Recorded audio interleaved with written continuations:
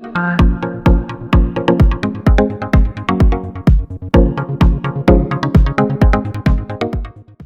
hello people, and welcome to this video where I'll be going through a short review of the 2015 A-Class A180 Diesel Sport.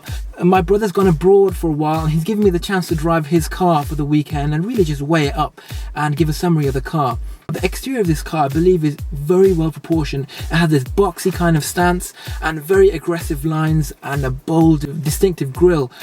I really love the looks of this car, and I think it looks even more spectacular with the AMG body kit and all of the trick bits like the the chrome inserts and the side skirts and the different wheels. So having a look at the exterior, the actual finish of the paint and the shut lines of all the panels is extremely high quality. And so in my personal preference, the reason why I think it's a bit better than its rival is simply because of the quality and quirkiness of the cabin. I mean, it's so different to other cars that I've sat in and experienced before. And you've got this sport-inspired theme running throughout the cabins. You've got this checkered flag pattern on the dashboard, so if you look, it runs throughout or the whole front fascia of the dashboard and even behind the dials, and which gives it this kind of sport inspired feeling. The rotary dials themselves are very nice to the touch and they feel very chunky, and that is also a nice aspect. You feel that the build quality on the inside is just as good as the outside. I really like the fact that the gear stick is actually an indicator stalk on the steering column, which is really super cool. And yeah, even in the back it's extremely spacious for a 5-door hatchback. The other cool things about this car are the fact that the actual display, the infotainment display system, isn't integrated into the dashboard like many other cars. I actually prefer it that it's actually sitting on top of the dashboard. People in the back can actually see what's going on while you're flicking through the radio channels and changing the settings.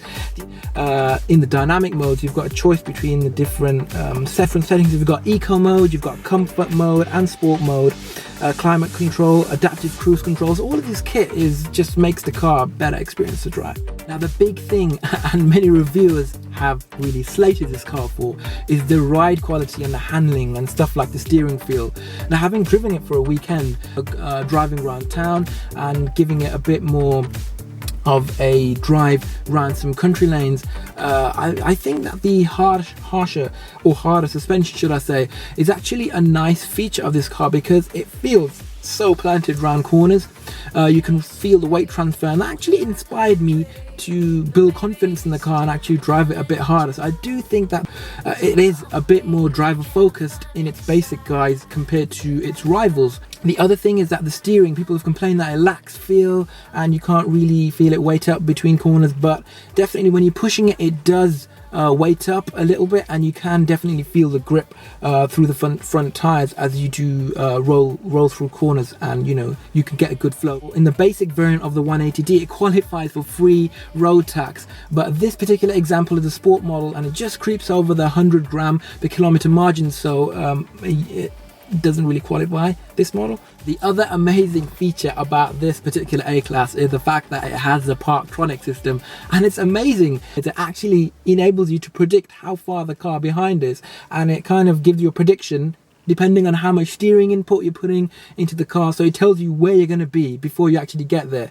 which is super cool. If you're in the market looking for a 5-door family hatchback, but at the same time you want a car that's a little bit more aggressively styled and has a cabin that's a really nice place to be, then definitely you should be considering the A-Class. And this variant again is the best of both worlds because it's you get the looks, the same ride and feel of the other A-Class models, but it has a 1.5 turbocharged diesel engine which is very low emissions, free road tax on the basic 180D model variant, and at the same time it's very economical, so it's really the best of both worlds. So definitely it's something to consider.